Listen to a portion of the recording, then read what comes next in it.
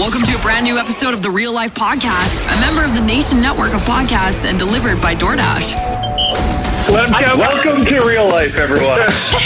What is going on right now? I think that I'm in love with Matthew Kachuk. Are you guys all drunk? Good afternoon. Real Life Podcast, episode 315. Baggedmilk here with Wanye and Waz. Tyler, big timed us. Jay forgets we do podcasts on Thursdays. Chalmers, real job. Who knows what he's doing? That about right? As we do every week or every episode, we start off by thanking our friends at the HGA Group. The HGA Group is the next generation of business services, Waz. The HGA Group was built to serve you better so that when your business brings you challenges, they can bring you solutions. That's how it goes, Waz. Once you start a business, we'll send you to the HGA Group. They will sort it all out for you, from accounting to planning and everything in between. Got it? I like that. Good. I'll have to talk to them, I guess. Yes, you will. I agree. You're a very busy man. The 90th minute is taking off. You might need HGA quicker than anyone imagined. Yes. Have you done the thing, Waz, where you tell everybody, Frank, please. Frank, chill, bro. Frank, we're trying to talk to Waz here. For fuck's Yes. sake. Have you done the thing, Waz, where you explain to everybody what the 90th minute is and talk a little bit about what you got going on, who you are, and what you do? Ooh, like on this pod? I think I'm on my first pod I did when I first joined the nation. So Let's do it. I'm not only a co-host of the show, I'm also an avid listener. So I'd love to hear about where you're from and what you're doing. Really? I mean, this is the first time I'm on a pod with you, at least. I'm excited. Let's go. Oh, geez. Just to pump Waz's tires a little bit, so because he's probably not going to do it. 90th minute is actually a monstrous. He's got quite the social game running. That's actually how we found Waz when we hired him. Is that his just TikTok following for the 90th minute is gigantic, as well as your YouTube page and the podcast itself. So run us through it, buddy. Well, the 90th minute, we started up early in 2018, just before the World Cup, and we were originally on Nate Radio. That when they had their local. The college radio, anyone could have a radio show. So we had Soccer Sunday for a bit. And then after the semester ended, like, what do we do now? I'm like, well, let's start a podcast. And then we did a podcast for like a year and a half and nobody listened to us. Like no one watched our podcast on YouTube. We barely got like 10 listeners. It was like friends and family. Then all of a sudden my buddy Lucas is like, yo, let's start posting our clips on TikTok. And we're like, TikTok? It's like for kids. Right? This is like September 2019. I think I was just coming back from TwitchCon as well when we started posting. And I don't know, we posted a couple TikToks and eventually they took off. And then once you get a couple TikToks taken off, you start to be able to kind of build a social media brand, and people started following our YouTube channel and our podcast. We started getting hundreds of listeners and a nice little community. And over just a couple months before I joined the nation, we hit 100,000 followers on TikTok. I was like, holy shit. Dang, Waz, you're killing the game. Yeah, I guess that's the quick rundown. We just kind of ran with TikToks, started posting consistently on there, and people liked our shitty soccer takes, or football, as they like to say over there. What did you do that took off? Did you have a take like Wayne Rooney? He's no fucking you know who. Actually, the one that really blew up for us was this one time. My buddy's like, no Premier League game will finish 9-1 or 9-0, and it actually happens. So it was like Leicester beat Southampton 9-1, and it's like, whoa, shit. So people are like, oh, you guys know nothing about the sport. You know nothing about football. That's what my question was going to be for you, Waz, is like the fact that are all you boys from here on the 90th minute? Oh, yeah. Does it very much confuse the English why there's a bunch of Canadians talking football? Yeah, we got a comment the other day. It's like, why does that guy support Barcelona? He's from Canada, or he's American. Like, they all think we're American. Of course. So it's like, but yeah, it's been an adventure, TikTok, and it's crazy because it's down right now, which sucks. And just last week on TikTok, we had a video get like 700,000 views. It was like, holy shit. For the nation? No, for the 90th for minute. 90th minute. No, we the nation's had a couple. We get TikToks. 30 to 40 views on our TikTok. No, I'm Waz is trying- running things. Things will I'm pop up. trying. He knows what he's Once doing. hockey season starts up, I think we'll have some more fun on there. But Well, Yeah. again, to pump your tires, the interesting thing about it is that you've been able to manage growth on both that account and Instagram in the doldrums of the off season, which behind the scenes, you and I talk about this stuff quite often. And it's been interesting to watch you go and be like, holy shit, Instagram grows in the off season. Like there's no off season for Oilers Nation, baby. No, that's what I try to tell my parents. Like my parents are gonna do this. Like, so what do you do now? I'm like, I keep working. I keep working every day. I love it. The nice thing about the internet, the nice thing about blogging, the nice thing about podcasting is that no one tells you no and no one tells you yes. Yeah. Right. So for Oilers Nation, especially in the early days, the summer was an amazing time for us to grow because we just kept pumping out content because all we care about are the Oilers, obviously. And it was just as easy in the summer as it was during the season. And that's where we would gain a lot of traffic, is in the off season. It would set us up for the coming year. And people will be like, yeah, during the season, Oilers Nation, like whatever, there's real people talking about the sport. But you guys are the only one on July 9th that still give a shit about the power play. We're like, we sure do give a shit about the power play. It sucks. I mean, I was wondering, how did you guys handle the decade of darkness? Like, no playoffs, like with a smile on our face. What? Shit. Because you know what? Making fun of the Oilers is something that the entire league likes to do, but no one does it better than Oilers fans. And we found a little lane in there that was just finding ways to be positive in the darkest times in the franchise. And it just kind of resonated with people. And we just like to have fun, man. Like talking about the Oilers is fun. Even when they're bad, it's fun. And we would do things like each year, Wanye would pick a star and a goat, which is funny because now it confuses people. The goat was like the player you expected to be shit. And it was always Dennis Grebishkov. That son of a bitch. And it was just fun stuff like that and Photoshop contests and all that kind of stuff. I'm going to have a Photoshop contest launching, by the way, before the season starts. I'm excited about it. We haven't done one forever. I'm talking to sales guy Jared about some prizes to give away. I'm excited. But it was all that kind of stuff and the shenanigans, and Wanye jump in. But like, yeah, just talking shit, man. Yeah. Life's good. Like, I mean, that's how I'm found the Nation. How? Tell us a story. I was just on Twitter. I just saw Oilers Nation. I followed you guys, and I kind of got into the Oilers Twitterverse for a little bit there. And then I fell out of it for a couple of years, and now I'm back. Welcome. Yeah, it's great. I missed it. Kind of. I think the only thing worse than a decade of darkness is like no hockey, right? And we've seen that a lot too, right? Like during the 300 days where there was 3 Oilers games in 2020, I wish we were watching the all get lit up. Yep. Well, I know it was like back. I was listening to the last Real Life. You guys talking about the Danbury Trashers and how like they were happening during the middle of a lockout, and you guys didn't even know. And you guys like were looking for hockey content. Well, that was that happened before Oilers Nation even existed. Yeah. That was about 3 years before. So it was interesting that just happened and no one really knew about it in the time. But like looking at last year, you weren't around yet, but it was amazing how much content we cranked out despite the fact that there was no games for 9 of 12 months. And the world was extremely on edge and you couldn't tell any jokes. That was the other thing. Yeah. Jesus. Yeah. I loaded up the old content gun. I've got like 7 articles written somewhere, and they're, you know, I'm looking at them and I'm writing them and I'm chipping away and I'm looking at the online world and it's like, you know what? Now ain't the time. Now ain't the time to go out there and be funny. Right? I kind of went down the same path, like when soccer ended for a couple months, right? Like the Premier League, every league was shut down to like June at least, August. Yeah. So we decided to crank content out of FIFA, like video games, and it worked out. Did that too. Yeah. Nation Dan was streaming the Oilers games. He did the entire season plus playoffs, and he would do it. I was like once or twice a week or something, and we would set up game day experiences. So you haven't had a full season with us yet, Waz?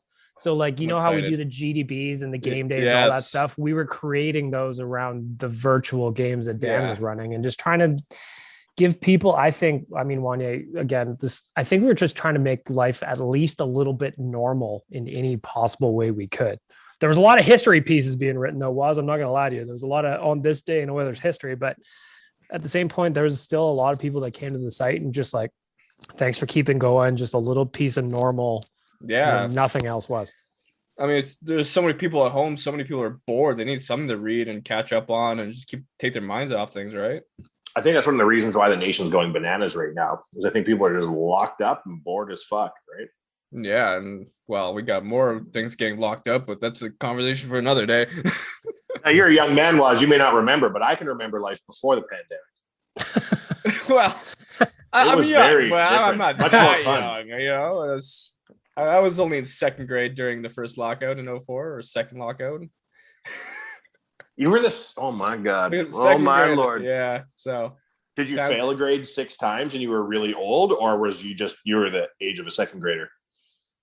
I think it was the age of a second grader.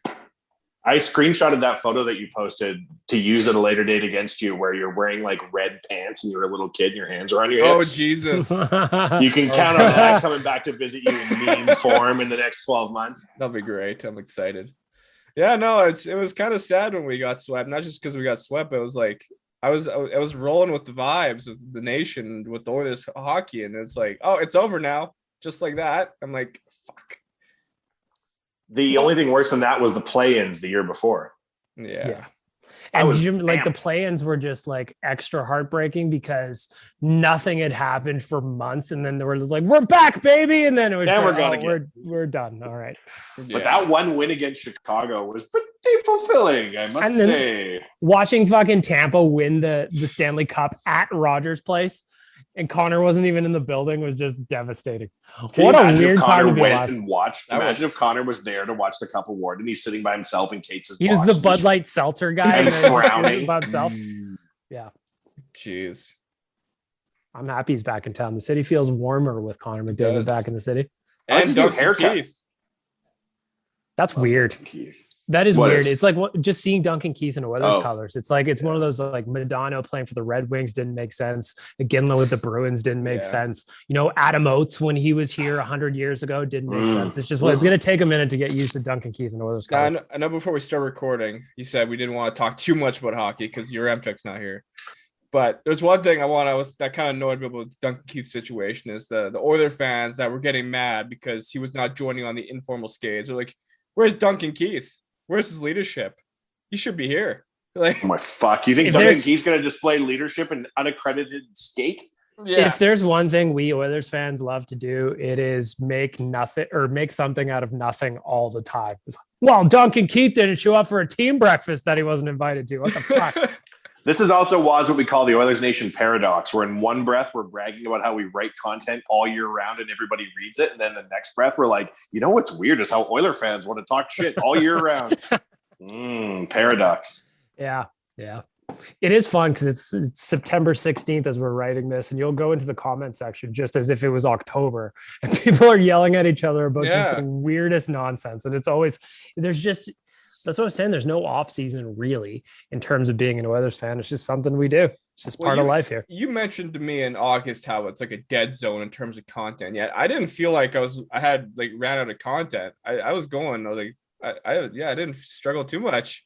I thought you did a great job, man. And great when job. I say there's a dead zone of content, there was no news, but at the same point, that's when we have to get creative and knock things out. Fun. And I think you did a great job of that. And it's just, you'll see though, once you get out of this lull period into training camp and things where there's actually going, you're like, oh yeah, this is a lot easier to knock shit out when things are actually going on. And I'm sad that we can't go to training camp. Well, I mean, you could go to Rogers Place and look in the windows maybe. No, you can't. I've been there. They shoo you away and tell you you're not allowed to fog the glass up. And then they got to tell you, wear your pants, sir. And I say, I don't know. There's a fucking pandemic, bro. Why don't you mind your own beeswax? Yeah, I've been wearing pants since March of 2020, homie. Yeah, that's right. I'm not wearing pants right now. Oh, okay. Is there anything, Waz, about the pandemic that you're going to have a hard time undoing when it's over? I don't know.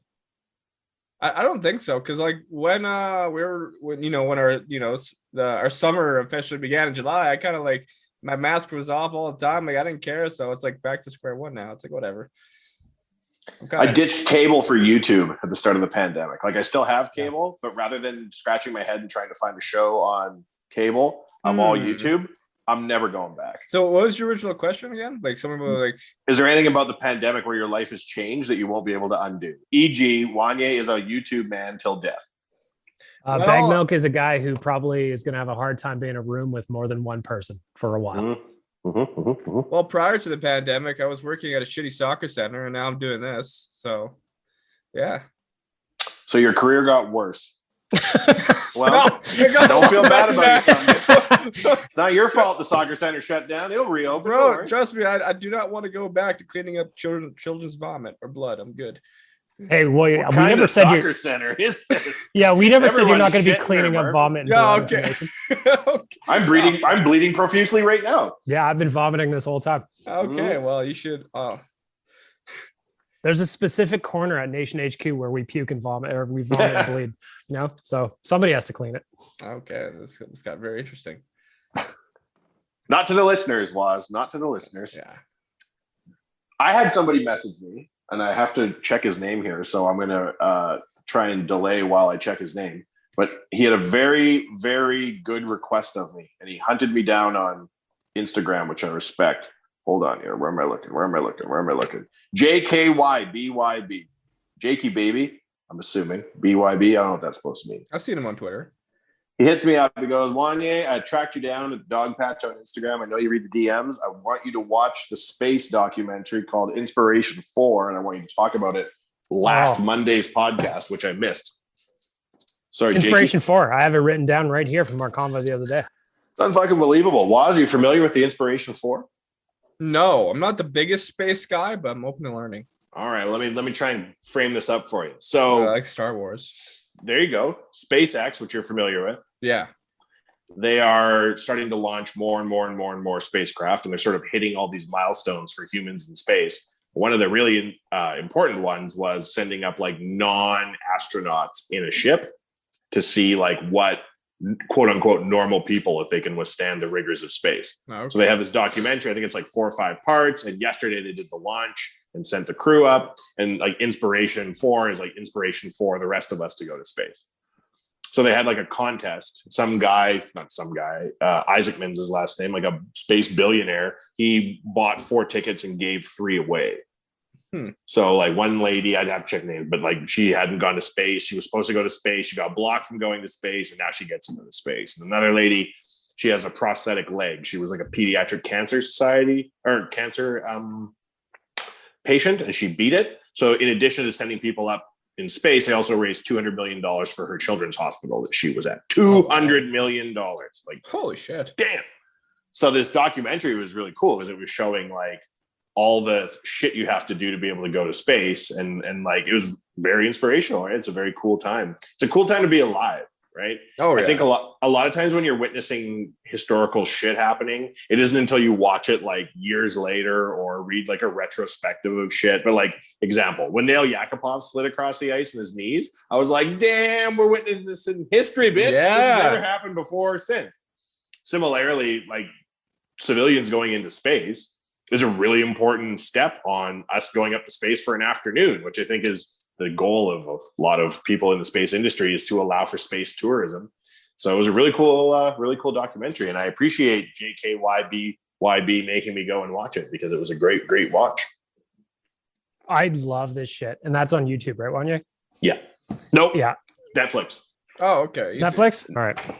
I mean, I said love that YouTube shit. erroneously, but Netflix. Waz, do you feel like at this point of the pandemic, 19 months in or 2 years in or 6 years in or wherever we're at, that you're running out of things to watch on Netflix? Have you watched all of Netflix? Because sometimes I feel that way. Not so much Netflix. It's more so I've gotten more bored of video games, because I'm a big video game guy. And right now I'm like, I have nothing to play. Like everything's boring.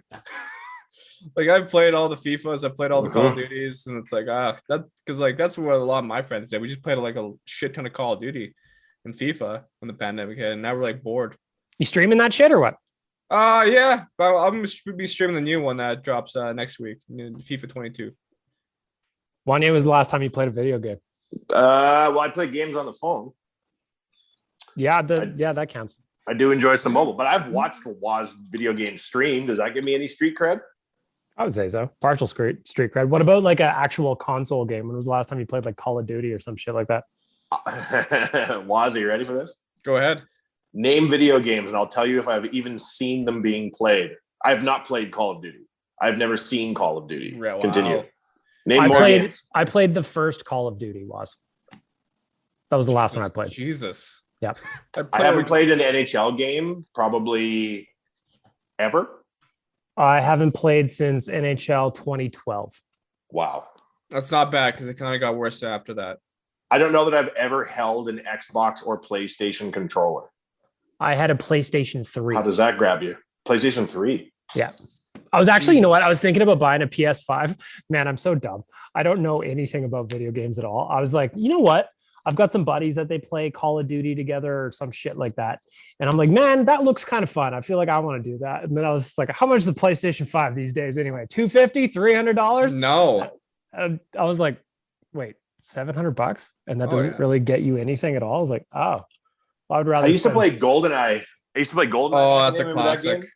And I would always be like stuck in the corner of the room, like running into the wall. And I'm like trying to like shoot my gun. And all it's doing is like dropping my gun. Meanwhile, my buddies that I'm playing against are all like hidden in like that like eve of a building. And they're shooting me from 4 kilometers away with a sniper rifle. And I'm like, I don't know. I will bring my video games to Nation HQ. How about that? But I'm terrible at them. I'll probably swallow the B key or some shit. Okay. Like, I'm not great at them either. I know with one of the plans I have for Wanye Jr. Maybe that's not nice to have a plan for a kid, but I do intend on playing video games with him because I think it's something that dads and kids can do together. That's actually kind of fun. Is he going to become an esport athlete? Who knows, man? But think about it like, fuck, how old are you when you start becoming the guy you're going to become? 20, 21, 22? I bet you we can't even conceive of what the hot things are in 2041. I know, that's the thing. Like, right? Like if you told yourself at birth, like, man, you'll be talking about soccer and there'll be people watching the other side of the world and you're in your room. Like, what the fuck are we talking about? Well, it is interesting. Like you're talking about just how things end up where they are. Like how old he was? 25, 26, something like that? I'm turning 25 in November. Like I didn't get my gig with the Nation like you got. I think I was 28 or 29 or something. So it's just interesting how, you know, you move into something and you're like, all right, I'm going to be, because I used to work for a big company. I don't know if I ever told you that. And I was living the dream from the 1940s, kind of working my way up and the pension and all that shit. And then you're just like, no, that ain't it. That ain't it. So it's interesting how sometimes it just takes a left. Your life does that. It is crazy, honestly. So. I mean, I originally, when I was doing radio and television, I thought that I was going to be producing commercials on the radio. That's you did radio and TV? Where at, Nate? Yeah, and like I got really big into radio production, making commercials and shit. And then after Nate, I couldn't really find a job after that, and somehow landed in social media. That was like me. I took marketing at Nate because I thought I was going to write commercials and like write advertising campaigns. And they're like, no, you're going to probably have to move to Toronto for that. I was like, oh, so what am I going to do? They're like, you're going to be a sales rep. I'm like, I don't want to do that. And that's what I did was I sold. Have you ever been driven past a car dealership and there's a big fucking gorilla on the roof? Yeah. I used to sell those things very poorly. I would be like calling companies up and I'd be like, would you like to buy a giant gorilla? That's actually interesting. Like, absolutely not. And I was like, all right then. And then just move along. I'm not a sales guy. Like if you follow Jared, watch him on a sales call. It's just, that's not me, you know? So I thought I'm with you, like, boss. Yeah. Because I was like really good at making commercials and shit, and I got really good marks. And I'm like, okay, I'll do this for the rest of my life. And then I got an internship at Rogers Media here in the city. And the guys there, they're like, yeah, you're not really good at this. They're like, oh. They were like, interesting news. Thank you. Yeah, I'm like, oh. So kind of brought my ego down a bit. I was like, oh shit, okay. No, it doesn't bring your ego down. Ordering from DoorDash was. If you get the DoorDash app and you use the promo code RealLifeDD, that will get you 25% off and no delivery fee on your first order. RealLifeDD, 25% off, no delivery fee. Waz, you can get yourself a nice little snack the weekend. You know, it's Thursday. Who needs to cook? DoorDash is here. Ding dong, not you, Waz. Not you, Waz. Ding dong. That was a great ad read. You should be in that. Good. You should go to school for that. Kind of did. I like how you're like, I'll never write an ad again. And now for an ad I just wrote off the top of my head. Yeah. No, I thought I was going to be like working for, you know, fucking Pepsi or something, writing ads, doing things. The minute Baggedmilk popped up on Eulers Nation was as one of the first, I think the first real human being commenting on the site. Until that point, it was historic. All me and Jay talking to each other. Did I ever tell you that was like how how it all started? Yeah, you mentioned. Whereas basically Wanye and Jay talking to each other as varying fake people just to create the illusion of traffic. And it sucked me in like a sucker, just an absolute tractor beam in. I loved it.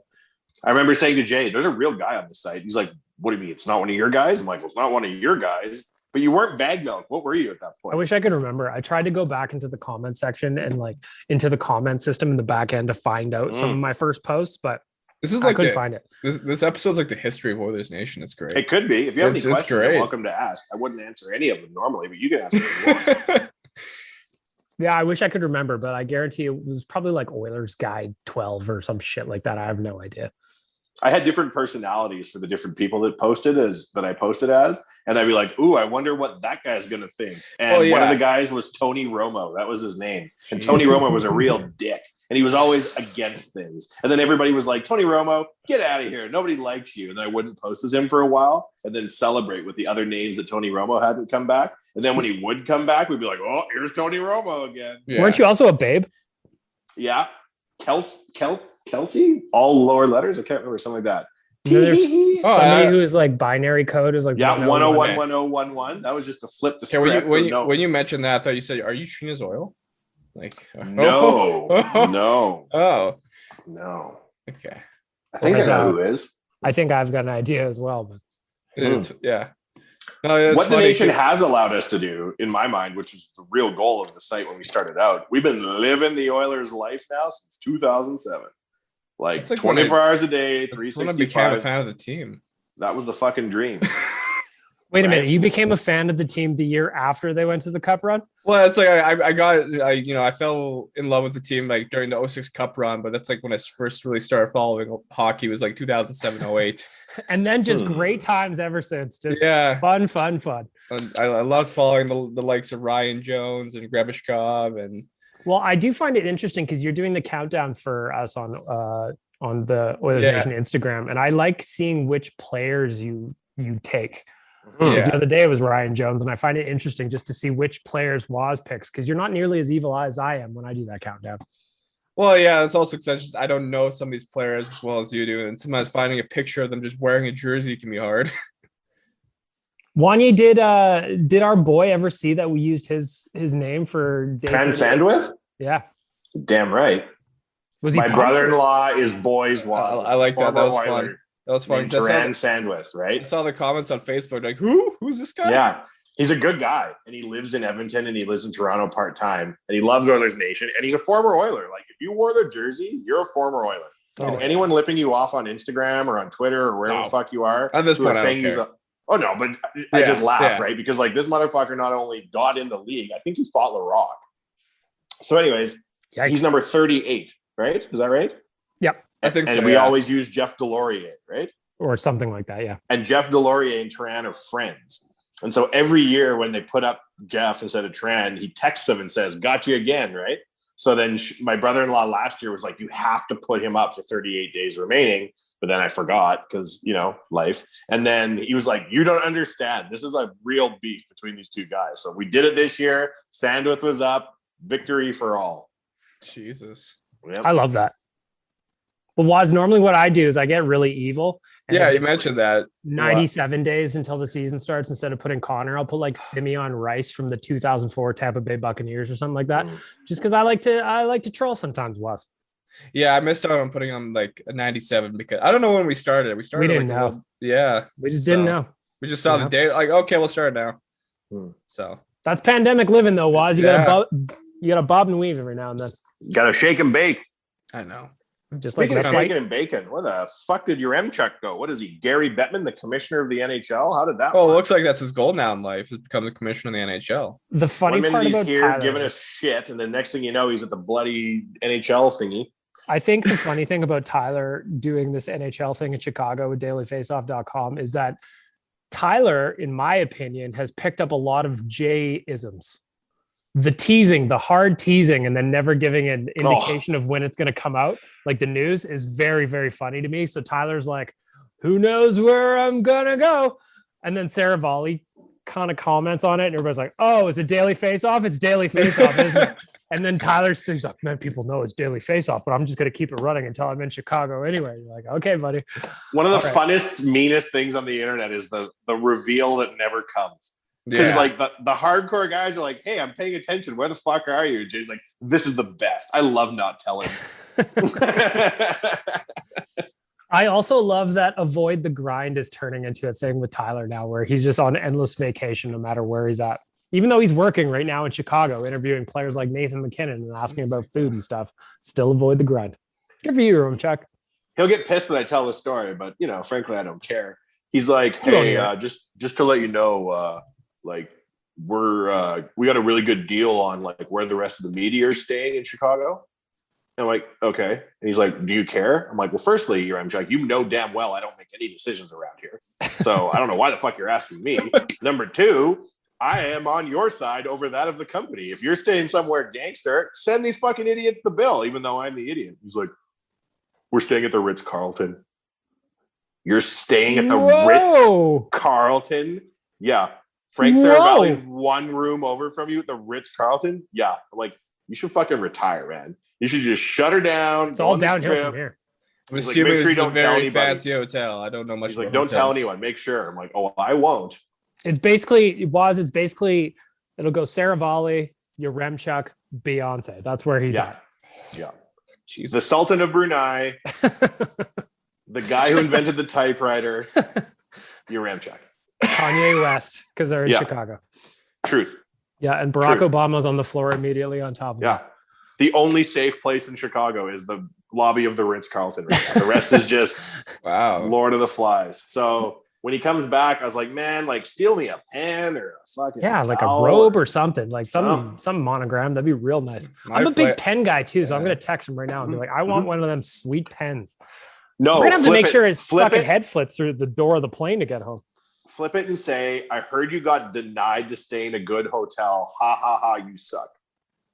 All right, I'll text him. Hit him with one of those. Then he'll be like, what do you mean? Be like, I heard that you wanted to stay in a nice hotel and you were told no. You're a bum. Let's see if he responds on so that I can read it on the podcast. He'll big league you. He won't respond. Just send him to the Holiday Inn. You know what? The other Oilers paradox was we detest Yaremchuk, but we also recognize he is a true talent. We love Yaremchuk, but we also hate him deep to his core. Yeah, it sounds like my friends. Because you know what? Oh, yeah. Tyler's already started big timing me. He no longer responds to me on Twitter. He just likes things. That's all he does now. Ego. Mark my words, he's going to get too big for this show. Got the ego. That's the only way I could get rid of him. Truth be told, was I didn't want him to be on the show. Right? He'll be in a Drake music video, so he'll be just in the background, just there, just chilling, Didn't want him on the show, and I was like, how are we going to get rid of Yaremchuk? And Baggedmilk's like, why don't we help his career blow up? And I was like, then he can't be here. That's such a good fucking idea. And so we had to send him to the Ritz-Carlton to get him off the show this week. So that's no joke. Like, that's tough to beat. Man, fucking Ritz-Carlton. That ain't nothing like the Moose Jaw Inn or wherever I got to stay on my first work trip for the nation. That's why you got to retire now. Like, go out on top. Ritz-Carlton. Yeah. He's staying at Circus next time we go to Vegas. I'll tell you that much. He's staying in old Fremont. You know what? I keep pushing for us to stay on Fremont. I love the Golden Nugget. It's just hilarious to me. Never going to happen because everybody's too bougie these days. And old Baggedmilk likes free pouring booze on Fremont, but you know what? Well, it is what it is. Thankfully. We went to Vegas one time and we stayed like in like a normal hotel, not near the Strip, not near Fremont, not near anything. It was so bizarre. Well, yeah, I was just like staying like a Days Inn or some shit, but there was like one slot machine in the lobby. They're like, still Vegas. And you come home from a night of debauchery and losing your money and like all the sadness of Las Vegas. But then you don't wake up on the Strip with the splendor. Because like if you fuck your life up in Vegas, but you like look out the window, you're like, my, that's a beautiful view, right? Like there's kind of like a budgeting thing you can make work in your mind. But when you're sleeping in a Days Inn, like 4 kilometers from the Strip, you're like, this ain't it. I want to stay in one of those hotels that you, as you're coming into Vegas, like if you drove over the Hoover Dam or whatever, and it's the 99-cent shrimp cocktails with your first spin at one of the slots, the ones that are way outside of town. One time we went on a trip. And Waz, this dude predates you, so we're just old people telling stories. But Josh Brown, longtime friend of the nation, predecessor to Sales Jared, was our boy Josh, and he's from Australia. And he was an AFL player, right? He came to live with us. Yeah. And his twin brother lived with us prior to that when he retired. So they were like the Sedines of the AFL playing in Brisbane. And then Sam retired and came and lived with Jay and I and the Edmonton crew. And then Josh came after. And so lots of people were like, hey, good to see you, Sam. He's like, I'm not Sam. I'm his twin brother, Josh. They're like, oh, really? There's twin AFL players that both happen to live at Wanye Manor? In fact, yes, there were 2. What was the point of this story? What were we talking about before, Josh? Vegas. Something with hotels. Hotels, of course. There's it is. We went on a tour. We met him on a Kentucky. You know what Kentucky is? I don't think so, actually. It's like a bus trip tour. So you go on a bus trip and everyone's like, you're going to be best friends with everybody on this trip. And Jay and I were like, the fuck we will. Especially all those muscly Australians at the back of the bus. They can fuck right off. You can bet that. Love Australians. Turns out, some of our best friends in the world. So we go on this trip, we go around, and it's 23 days of mayhem. And we get to the end and we're staying at a hostel in London. And it's like expensive and the bathroom's down the hall. And we just came off a stinky bus trip. And Jay goes, I'm going to go and see the sights. I'll be back in a bit. And he comes back and he sits down on the bed. And it was like a caveman discovering that there's fire. He's like, have you guys ever heard of a trip discount website? And this is like 2009. And we're like, no. And he's like, I don't know if it's a scam, but I found us a hotel room in Amsterdam that's a 5-star hotel, cheaper than this hostel. We're like, cheaper than the hostel? How the flying fuck does this work? Going, I don't know, but I've booked it. So it was cheaper for us to fly from London to Amsterdam. And this is the only time I've ever stayed in a nice hotel in my life, right? Was in Amsterdam because it was cheaper than a hostel. And it was so funny because like we get in and we're just like gross from the road and all this shit. And we go and look and the mini bar's free. And none of us can believe the mini bar's free. We're like wild animals. We just take everything out. Keep it, right? There was a certificate for a free massage at the hotel spa because the hotel's so nice. They just include it. And it was $99 to stay there. The point of this story, if he's having 1/10 the fun Josh Brown and I had in Amsterdam in a nice hotel right now while you're in Chuck. He's having the time of his life. Free massages, mini Coke bottles as far as the eye can see. I've heard Amsterdam is a very fun place. The Netherlands, they know how to have fun there. So well, it's no NHL media availability with that's Nathan true. McKinnon. But we make it work. We make it work. Your Remchuk update, I just heard back from him. All I got was a ha-ha. He's big timing me already. Yeah, he's what a fucking... I brought him into Oilers Nation, and now he's big timing me. The guy's like, I'm with Sidney Crosby right now. I'm with Crosby and Ovechkin. Who are you? This must be how Matthew Knowles felt when Beyonce grew up. You know what? With Yaremchuk, I brought him into the fucking network, and now I'm Take Solange. him out. Take him out. You can How kill did him I if you get to be brought him. Solange? Bullshit. Solange actually has a couple decent indie albums. I feel bad for Solange because she's kind of like Keith Gretzky, right? If she was anybody else, she'd have made a go of it. It was just being Beyonce's sister is too much to bear. Or was it who Danbury signed? One of the Gretzkys. Brent Gretzky. Yeah. Brent Gretzky. Yeah. That was a good story, man. I really like. It's obviously $1 late, and we're doing this already, but like that was a pretty good documentary, and it wasn't what I thought it would be. I thought it was going to be like this guy's a goof, but actually, I found that AJ fellow quite endearing. It's good when you give a gangster executive producer status on his own documentary because you see the truth, right? You see the truth he wants you to know. He's not a bad guy. His dad sat at a desk in an abandoned warehouse and explained to us he's no angel. That's all I need to hear. Honestly, the only thing I cared about was the ties in with like the Sopranos because I was been recently just like watching that. I'm on season 6 finally. So I'm like, oh shit, okay. And they're releasing a prequel movie to the Sopranos soon here too as well. So did you know that Drake asked him for a jersey and he gave Drake his jersey? Yeah. Yeah. It reminded me in a way of how his dad bought him a hockey team when he was 17. And Wanye, you see this Birdman just bought his kid a wing place for his 16th birthday. A wing, like a restaurant? Yeah, a restaurant. He's like, you a boss now, baby, or something like that. And I was just like, fuck yeah. Birdman, Brian Jr.? Not Birdman, sorry. I fucked it up. Rick Ross. Rick Ross bought his kid. Rick Ross. Wow. Rick Ross bought his kid a wing restaurant. He's a Wingstop master franchisee. So he's like a brand ambassador. Well, now his 16-year-old kid has got a Wingstop. And if you're lucky and you use the promo code Nation15 at twiggyberries.ca, you will get 15% off your order. Whether you're looking for some nutsack underwear or their new ODR line that came out or anything in between, our friends at Twig and Berries are there to make you look as sexy as possible. Again, the promo code is Nation15, twigandberries.ca, or if you want to check them out in person, they've got their shop out in St. Albert. Twig and Berries, we love you. You don't think Wanye Jr. is going to want a oodle noodle on his 16th birthday, do you? Buddy, absolutely. I'll be like, you don't know how to run a restaurant? What the fuck? And you're like, Rick Ross's kid got a Wingstop. I'm like, well, Rick Ross's kid goes home whenever there's trouble. You don't know how to make that noise. We don't have the management structure. You would need to be working this oodle noodle morning, noon, and night. And frankly, you don't have it in. Just tell Wanye Jr. he gets to hang out with your Remchuk.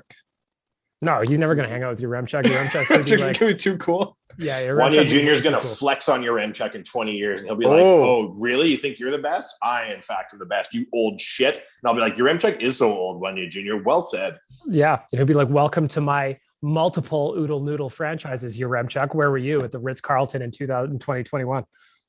If you are a dick about being young, you will get served by the youth when you're no longer young. That's true. Yeah, unless you do what I did and you make a deal with Satan, so you just always look young. See, when I first met you, I thought you were a big gamer. You get big gamer vibes. I won't lie. I wish I was a gamer. Seems like I'd be good at it. What game was you played?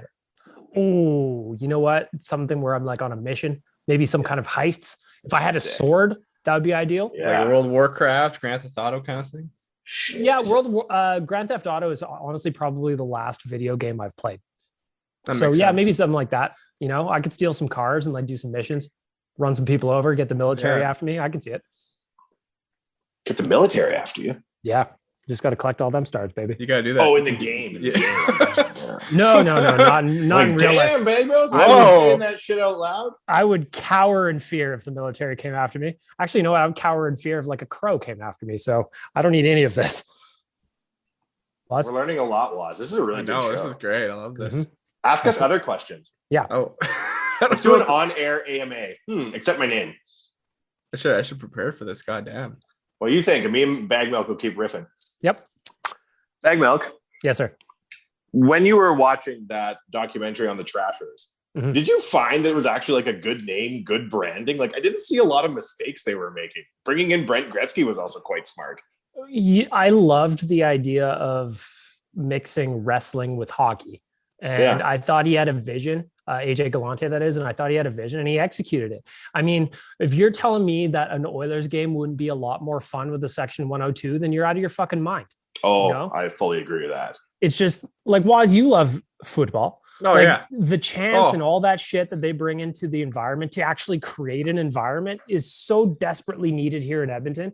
And as I was watching the thing with the Danbury Trashers, it's just like, man, so much of this would translate to this city where we love the Oilers so much, but they need to do it. They need to like encourage that kind of, maybe not the outright shenanigans, or a little bit of shenanigans, a little bit. You can have major league shenanigans. They don't have to be Bush League shenanigans. Yeah, exactly. Well, in soccer, you know, they'll be like tossing out flares and stuff, like in crazy cities. Yeah, we don't need to toss out flares, Waz, but like somewhere between sitting in silence and tossing flares. Yeah. Like we need to land somewhere in the middle of that. When we wore the Matthew Tkachuk turtle costumes to the game in 2019, and I was doing the running man as a turtle in front of a group of cheering kids in the concourse, I can tell you that Oilers fans would like it to be more entertaining. I can tell you that 100%. Like, even when I go to games, I feel like they can be a bit louder. There's nothing worse than being in an Oilers game and something's happening, or it's like maybe it's a Friday or Saturday night and you had a couple of cocktails and then people are shushing you. Oh, when Larvinen came to town, the big mountain of a fin. Oh my God, that reminds me of the. Because go ahead. Sorry. I remember because what was on radio? You're talking about like favorite Oiler moments, right? Yeah. And I have a huge list of them. I went to a bunch of like crazy moments. It was like the final game of Rexall Place, and I thought my section would have been louder. But next thing you know, I have like a bunch of the Oiler wives and girlfriends sitting in front of me, and like a bunch of rich guys as well, because I'm in like a really expensive seat, and no one's cheering. Like everyone's just quiet and like. This is the last game at Rexall Place. Why is no one getting loud? If you're at Rexall Place, it's gallery or bust. Honestly, that's true. So if you're ever sitting in the lower bowl of Rexall Place back then, it's not fun. When Larvinen came from Finland, he said, "I love going to Oilers games. It's so relaxing, like going to a spa." Oh God! I'm like, oh no. But the thing with Larvinen was there was a group of 50 Finns, and you would be watching the game on TV, and you could hear them coming through on the TV. That's a small chunk of an arena full of people, and they created an environment that was completely different. So a full section of people, a section 102 back to the Danbury Trashers, be amazing. It would be amazing. I don't think it would be that hard to get a lower level team atmosphere rocking. to the point that it would be like one of the fun things to do in town. Oh yeah. There's some real base components of a really fun time going to sporting events that I think have been lost in the era of commercialization, right? Like back in the day, you would go to games for cheap food and booze. That was part of the appeal. Like, why would you go to a baseball game? Cheap booze, right? Yeah. And now, like, everything that shouldn't be where you make your money on concessions. Yeah. That should be like the Atlanta Falcons. Everything's like a quarter in the game. It's like the Masters, right? And like people love that shit. Of course. I mean, you mentioned like section 102 and how we're like, I know in soccer, like they have designated sections like called supporter sections for the loud fans. It's like, why can't we have that at hockey games? Well, Waz, if only we knew of a really well accepted fan organization that threw its weight around and was always pulled off by the local team. They aren't interested. Yeah, one day we have tried. We will never stop trying. Every year we get bigger. That's what she said. We will come back every fall. I think a nation section would be sick. We'll tell Waz about the nation section. I don't know if he's ever heard about it. Well, I don't know how much I can say without the Oilers. I think Jay's told me about it. So, but you know, once that nation TikTok gets to like 100,000 followers, they're gonna have to take notice. That's the goal. Oh, they know who we are. Oh, they know. They know who you I are. know. I'm just saying. I was told specifically within the last 48 hours that a certain high-ranking member of the OEG hates, with a capital H, Eulers Nation, and it made me so happy I did a jig. I did a jig, like an old-time prospector with a pickaxe on my shoulder, just hit the mother lode down by the stream jig. That was the jig I did. Mm-hmm. Can you picture it, Waz? Cuffs on the bottom of his jeans, rolled up, no shoes on. Clicking my heels together, going hee like a goblin. Am I gonna get attacked if I go to an Oilers game? They're just gonna come at me? Like, no, you can't be in here. The whole idea behind Oilers Nation was there's all this shit they should be doing. Let's just do it ourselves. Yeah. That really is the end of it. Yeah. When you back it up to when I found Oilers Nation it was probably 2008 when I found it.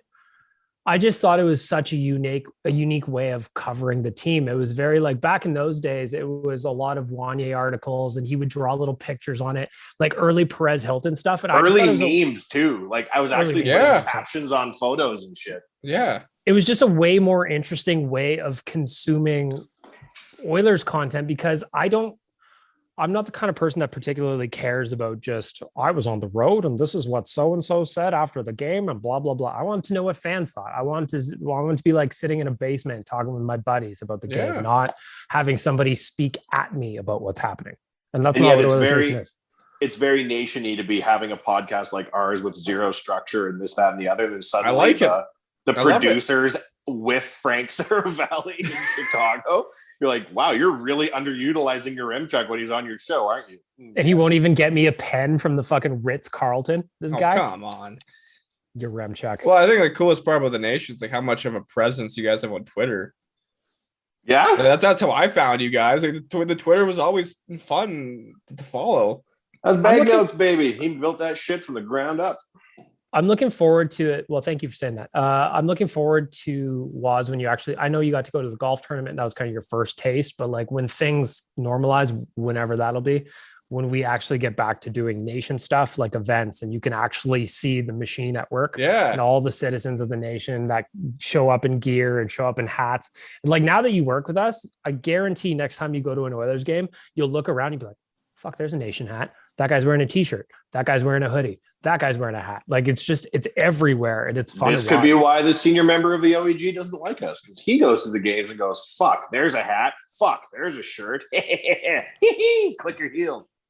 Wearing one of the shirts right now. Dynamic duo. Me too, Mike. Yeah. Shout out to Kennedy. This is good stuff. My sister tried to tell me the other day that my wardrobe is lacking due to the pandemic. And she said, you shouldn't wear nation gear that's over 5 years old. How dare she? That's what I said. I was like, but some of our best shirts. She's like, when you wear a shirt that has a out of date on it, you look like a chump. No. I disagree. No. I disagree. This shirt's a Nation 2017 shirt. Right? It's a great shirt. It's good. I don't see any issues. It's like wearing an old Oilers jersey. It's like, yeah, man. Well, to this point though, the thing I like about it, where I'll disagree with your sister, is when somebody rolls into a party wearing a shirt that's like maybe the sad since '07 baseball tee. you'll be like, man, you've been around a minute. Yes. Or Travis Dakin, friend of everybody, wearing his squee tee. Yes. Like, you've been around a minute. I have. Jeez. I've like it got kept getting downgraded from shirt I'll wear to shirt I'll wear at home to shirt I'll wear to the gym to I don't go to the gym anymore, but I'll use it as a rag. I bought it at an Edmonton Capitals game for $7, a Taylor Hall draft year T-shirt. And it doesn't even say we drafted Taylor Hall. It just says like entry draft 2010. I hope, question mark. That's one of my favorite shirts because people who know look at it, they're like, holy fuck, that's crazy old. Like, and it wasn't even a good shirt to begin with. Also true. It's a conversation starter. If I had it in my closet, I would show was the first Nation Gear tee I ever got. You gave me at a party at Hudson's in West Edmonton Mall. The gray teeth one? It had its gray shirt with teeth on the front with one broken out. And it's a dope shirt. It's just like, I was like, wow, you guys have clothes? Cool. But that thing, that thing's 100 years old at this point. It's all like, it basically stands on its own, Don't wear that in front of my sister. She'll tell you off. Well, I'll wear it specifically around her next time I see her. How long until we're all mingling freely with one another? Will you guys go to Oilers games this year? I'll try. 100%. I'll watch games with you at Nation HQ, won't you? Yeah. I'll do that. I want to watch games with people that are not my dad. Nothing against my dad. No. That's fair. So if old Wanye Jr. had a shot, I'd be living a different life right now. But when he was born, so he's almost a year old. And so the pregnancy and all that was like through the pandemic, which was a very stressful time. It's like I couldn't go to the doctor and blah, blah, blah. I had to go in on the iPad. And they're just like, you have to treat this as though if your little baby gets sick, it's going to be a real bad problem. And you are the dad. The doctor like locked eyes with me. And he's like, you have to keep your son safe. That's why no one ever sees me in the pandemic. Pretty easy though, It's an easy sacrifice to make, in my opinion. Go to a Oilers game, hang out with Wanye Jr. Yeah, if Matthew Knowles had given Beyonce the plague, would he be enjoying his 10% manager's tithe right now? I doubt it. Yep. Yep. If all they had was Tito, Wanye Jr. could be running a wing stop on his 16th birthday. I mean, there's really no limit. If someone's going to offer me free tickets, so I'm going 100%. But you should go. Oh, yeah. And take a bunch of photos for social. Oh, Be happy for you. That's why I want to go to the first game back at Rogers. I don't know how much those tickets are going to be, but I really want to go to that game just to create Probably content. A penny. I bet you this shit ain't going to be full all year, man. Oh, no. So into the pandemic, like January, February, March of 2020 was some of the lowest attended modern Oilers games I've ever seen. Totally. And now there's like a real reason not to go. So this is from Elliot Friedman earlier today. Bill Daly spoke at the thing in Chicago. So partial capacity in Montreal and Vancouver. Not sure yet about Leafs games, but they're going full capacity in Alberta and Manitoba. So whether or not the building is actually full remains to be seen, but the Oilers and Flames are expecting full bars. Wow. I do have a full-on hazmat suit that I owned prior to the pandemic for reasons I won't get into right now. Considered a full body condom. Perhaps I need to put a Nation sticker on that and attend the game as though it's the movie Outbreak. Well, since you're talking about full body condoms, that's my opportunity to tell you about Manscaped, right? Right now, if you use the promo code real life, that gets you 20% off and free shipping. Lawnmower 4.0 is out. It's got a light on it, no clip or no cut blades. It's everything you need. Keep yourself neat and tidy heading into a new season. If you have a 3.0, Waz, you need to throw that shit in the garbage. I got both. Yep. Nope. You got to get rid of the 3.0. You got to run the 4.0. Don't even recycle the 3.0. It's so inferior. Just get the 4.0 and live your life with perfectly trimmed pubes. Yep. If you've got the 3.0 or the 4.0, I recommend that you send pictures of your, tasteful, of course, of your perfectly trimmed pubes to tyler@oilersnation.com. Subject line, Ritz-Carlton refund denied. Yeah. Yeah. You are not being reimbursed for this, Tyler. We told you the Motel 6. Outrageous. Unbelievable. I won't even get me 10. What other questions you got, Waz? Yeah. Jeez. See, I'm always bad when I'm on the spot. When someone puts me on the spot, I'm tough at answering stuff. So it's like if it comes to mind, I ask. Well, that's fair. Yeah. But Well, I have a question for you, Baggedmilk. Go ahead, buddy. What is keeping you awake when you think about the 2021-2022 Oilers season? What are you worried about? Nothing to do with the team, really. Really? Yeah, no, like I don't think games will get shut down or anything like we had last or 2 seasons ago. But like that's where my brain goes. That's what about hockey stuff? Like I look at our goaltending and I smile, 100%. but I'm actually crying on the inside. You know how that goes. Goaltending for sure would be my concern. Like first of all, Mike Smith had an amazing season last year. However, I woke up with a sore back today at 36. He's turning 39. I don't even know how he's playing a sport at this stage. So I'm worried about him doing what he did last year. And Mikko Koskinen's still here, so that's a concern. He's not fucking going anywhere. But at the same point, it's all we got. You know, you got to play the cards you've been dealt in this case. And I don't know how good our cards necessarily are. I do like how. Go ahead. I do like how the Nation we try to keep a positive outlook on things, even though they're not the greatest. I try my best on the Nation TikTok, but sometimes it's fun to make a meme out of like Koskinen, or it's just you know a joke. You can mock the Oilers, Boz, but it has to be funny. You can't I like that. You can't just chime in with all the negative shitheads. There's a difference. I would say there's a difference between mocking the Oilers and just being mean. Yes, and we never want to be mean. Mocking's fun. No one's better at making fun of the Oilers than Oilers fans, but like being mean it's something else entirely. Yeah, like I don't think that any player for the Oilers sucks, quote unquote, right? Yeah. And I think the average fan sitting on their couch screaming "You suck" at anybody, it's like Taran Sandwith. Taran Sandwith does not suck, you dipshit. He's played in the NHL. Exactly. Right? Let's get our dicks out. Like he did it. So it's just that meme, you know, it is. It's the guy covered in crumbs being like, this Victoria's Secret model is ugly, you know? It's exactly. Just like, okay, she really let herself go. Yeah, just relax. Having said that, you know, like the other day I said, tell me, because Carolyn Zved said, tell me what I should be looking forward to in the season. And everybody was like giving her really nice answers, right? And I was like, tell me what I should be looking forward to in the season. Like I heard Koskinen's worked on his glove hand so much, it's been upgraded to very, very shaky for the coming season. And people were hitting me up. But some of those comments actually scared me, right? Like it is terrifying that, like, is Larson ever coming back? No. Ever. Have they said this? Adam Larson? Sorry, not Larson. Klefbom. Not. Oh yeah, Klefbom. I think Adam Larson just does not like us anymore. That's no, Larson we know is a Kraken. I meant Klefbom. Sorry. I default to Gregor on Klefbom, and he says he would be shocked if he comes back. So I default to Gregor. Yeah. Fuck. When you look back at like having Visnovsky a long time ago wanting to leave, right? I remember and that. Trading for Ryan Whitney, who came in to be the quarterback, and obviously his 2 club feet didn't allow for it, right? Mm-hmm. Like we've been getting fucked around on our defensive line for so long by no fault of the actual Oilers.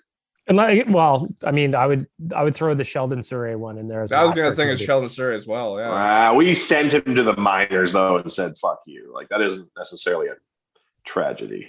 No, but I mean, like he was a player that we didn't get anything for, and it was just kind of like another instance of just, well, what the fuck, man? You know, I remember this is why they can't. I was gonna say, I remember when we were all hyped for Justin Schultz. Well, see, again though, like was unreal though. Dirty fuck.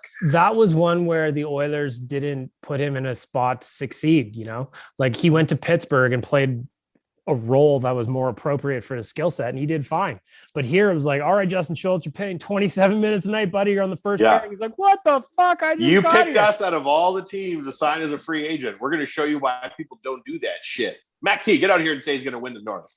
It's like I've said this a million times before, but we had Tom Gilbert, but then we had Jeff Petrie, so we traded Tom Gilbert, and then we had Jeff Petrie, and then we had Justin Schultz, so we traded Jeff Petrie, and then we had Justin Schultz, and he started to suck because he was overwhelmed, and then we traded him, and then we had nobody.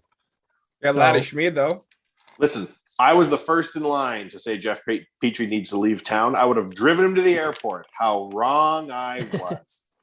I don't even know why I was mad at him looking back. But at the time, I was mad at him. But I think it's because on Oil Change, he had too many pairs of shoes in one episode. It really pissed me off. Why did they bring back Oil Change? Oh my god! I heard that. Yeah, I think Zach Langer. I think someone said there was a photo of them recording in one of Ken Holland's pictures. Oh no! Oh, I didn't that- watch a single second of that show. Oh, I yeah. loved it. I mean, live oil change. I don't need to watch no show giving me no false hope. Shit. Actually, that was an Oilers Nation exclusive, was. Oh, Nation Network News Director Zachary Lang spoke to Tom Anselmi back in March of 2021 about bringing back oil change. And it's happening? His quote was, "We have one of the most avid fan bases in all pro sports, and like everyone, we're looking for ways to engage and have a deeper relationship. We have a lot of content and our fans have an insatiable appetite for it. We want to get it to them and considering a new service to do that," meaning oil change. A reboot. ooh, That'd be really good. yeah. You could People are get interesting. But what Get would some we good- call it? It can't be oil change. No. But like, they would run with the oil themed name though of some variety, Wasn't the last season of Oil Change called All In? something like that. Yeah. Oh no. Yeah. Oh no. It'd be like if you were watching like Cops for 4 seasons, but they didn't catch a single criminal. Yeah. You're like, Right? man, these cops suck. Like, what you gonna do? Apparently get away is the fucking answer because these people aren't catching shit. Yeah. I love All that in. about Oil I'll never Change. forget when Dallas Aikens showed up at the airport and then his kids came and then he took like a photo on Twitter where they were hugging him. Yep. And they're like, "We're all in on Edmonton." That was like the screensaver of my phone, even though it wasn't my family because I was so happy to be part of the Aikens family. It's like These motherfuckers have tricked me many a time, and I come back every year. Huzzah! It's a Oil great change podcast. is like Shawshank Redemption, except Andy Dufresne gets stuck in the shit pipe and never makes his way out. And the warden fishes him out, and, like hits Yeah. him with a club. Yeah, the warden fishes him out by the Oh. legs and just like beats him, and then that's the end of the movie. You're like, whoa, Yeah, man, he this comes got up to the dark. end of the pipe. It's raining. He has his hands in the air in the iconic scene. They pan back, and there's 40 cops with their guns drawn to take him back to jail. Yeah. That's That fucking was oil oil change. change. I remember telling my buddy, I was like, maybe oil change is the reason we suck. There's too much of a distraction for the players. The cameras everywhere, they can't focus. Well, then I hope that's the case for whatever the Toronto Maple Leafs Yeah. one is that's kicking off here right away. All or on Amazon. nothing. Amazon. That looks great. I think Oh, that, this is that so looks to me good. like the decline of the Maple Leafs caught on film. God. I'll watch it. I'm not even a Leafs fan, and I'll watch it. I was talking about it with Caroline the other day. I'm like, if they show some of their personality a little bit more, like I want to see Yeah. Austin Matthews go into a fight with Bieber. That's what I want to see. If that's not in the show, then I've got a problem with it. That Road to the Cup show they did, where they showed the Caps, they showed Bruce Boudreau losing his ever-loving mind. That's one of my favorite hockey memories. I'm not even a Caps Oh, was fan. that the no, was it like Road to the Winter Classic 20 like back in 2010 or something? Yeah. Yeah, it No, was not that old. But still Bruce Boudreau was like losing his mind in the locker. Oh, it's great. That was great. Yeah. Where does neck go? No one knows. I don't know if you ever had He went one. to the Barry Trotz School of Neck Growth, where you just don't have one, and your shoulders connect to your skull. Yeah, he's like a pumpkin. It just sprouted out of his shoulders instead of like actually growing from something. You See, know? Waz, you don't need actual games to be played to have this type of genius insight into the game. His head is like a pumpkin. When I look at the Oilers in 21-22, I think that if the tending holds up and somebody joins either it's like who could join the team next year? Holloway could have an impact, right? Although broken by yours truly on OilersNation.com on Saturday, surgery, keeping him out till at least December. What? Dylan Holloway's got wrist surgery. So Why? on Saturday, well, I assume you were in the room when the test was made. Why did he need surgery? So he had issues stemming from the NCAA and they went to correct it. And I guess it didn't heal properly or something. So source told me last week that he was going to have to go in for surgery, would miss 3 months or so. And so I wrote about that on the Nation on Saturday, and yesterday got the confirmation from the team that wasn't indeed true. So he's missing at least 3 months, unfortunately. I was Rough talking to start one of my the kid's buddies. pro career. They knew the people who train Holloway wherever he's going, like the Gary Roberts School of Ass Kickery, wherever he goes. And whoever was in charge made a point to my friend that he's an unbelievable hockey player. Like, Good. he's like, if you're thinking about who's going to be a really good Oiler in 10 years, he said, I've seen so many players come through my camps and stuff. It's him. Awesome. I like to hear But that. now he has a fucked up wrist. So who knows? Well, it's like welcome to Edmonton. You can't show up like normally it used to be shoulders. So actually, we might just give him a shoulder surgery while he's in there correcting the wrist, just like a preemptive thing. But that's good to hear. I like that. That's much better than the days of hearing about prospects. You'd be like, why the fuck did you draft him? Like, no. Yeah. Always made me sad. Yeah. I am happy that they paid Darnell Nurse. I just don't think we're in any position to fuck around with defense, right? And like, there's people who have an issue with the defense and making that much money. Okay, that's great. Given the market, given the state of the Oilers D, Darnell Nurse is one of the only Oilers that answers the bell 10 times out of 10. Yeah. Oh yeah. Pay the man. It's the thing is like, is it too much money? Probably. But it's exactly like you said, the market dictated the price. And like when Werenski signed and Seth Jones and all these guys were getting huge bank here, it's just like, what did you think was going to happen? I was looking at the San Jose Sharks salary cap the other day for some reason. They've got a lot of problems, man. Oh yeah. Like yeah, they got old dudes too. What I forgot about Erik Karlsson making that much money. Yeah. They got Burns is signed until the end of time. So like Evander Kane, like the Sharks are in a big trouble, man. Yeah, the pickle guy. Yeah. Yep. Jesus. At least we're not the Sharks. That's the 21-22 motto for the Oil. Or the Flames. I'll just always default to at least we're not the Flames. You know? They're a hard team to get excited about, the Flames. Oh. The jerseys who are you horrible. cheering for? Who are you cheering for now? Sucks. Nobody. Yep. Goudreau, didn't he want to leave? Didn't he say he wanted to bounce earlier in the offseason? Yeah, but now they think they're going to get Eichel, so. Yeah. Oh my God, that would be my dream come I would true. love it. I would love watching it. Jack Eichel in a Flames jersey frowning when Connor scores on him. It might be too much. I might just turn into a beam of light and shoot into space. I'm so happy. That's exactly what I was thinking. Like some people, we had this conversation on Eulers Nation Radio. Would you be excited about Jack Eichel as a Flame? Yes. Of course. Then you can see who the real daddy is in this league when he's playing Connor 6 times a year, whatever it is. Jack Eichel playing with Taylor Hall is one of my favorite Oilers memories of the last 20 years because it was just so good to see them both miserable that counted as a win for us. Jack Eichel being down in Calgary and getting dunked on left and right and frowning with his little bitch face. It kind of makes me sad that the Flames are kind of crap because I just want to battle Alberta in the playoffs. That's all I want. And they're not helping my cause. I would like that too. Yeah. The stress would be real. Yeah. But like, when was the last time we had a battle Alberta in the play? Like 91? Never cheer for your enemies to gain strength. Yeah, I know. That's the thing. I want to see this. I want to go to this.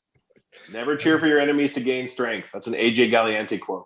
Oh wow. Yeah, that's true. Wow. He said it's in his book. He's a fucking book. Jesus Nope. Christ. None of this is true, Woz. I'm lying to you. You got to keep your head up. I'm kind of gullible. Full of lies. I'm kind of gullible. You learn that. So you can keep your head on a swivel, Woz. Yeah.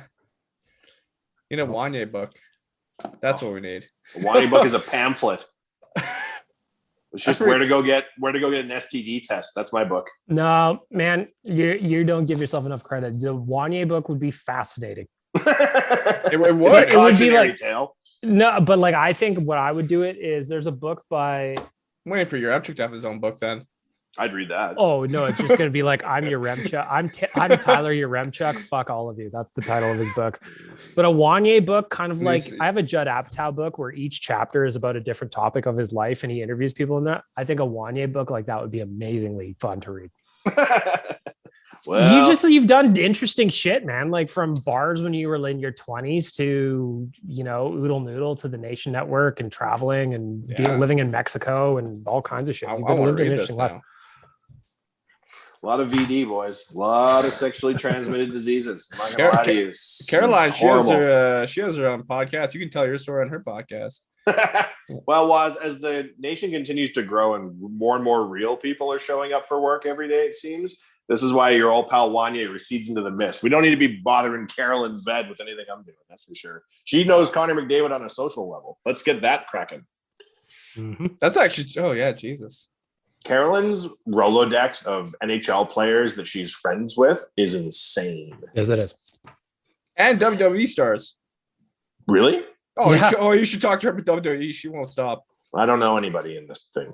Yeah, who knew Caroline was a big wrestling fan? I learned that when we had our team lunch That's such a crazy hire for our company. That's such good luck. that like she's just like, I'm moving to Edmonton for personal reasons. Hopefully something's there on the other end. Yeah. You know? He's like, what?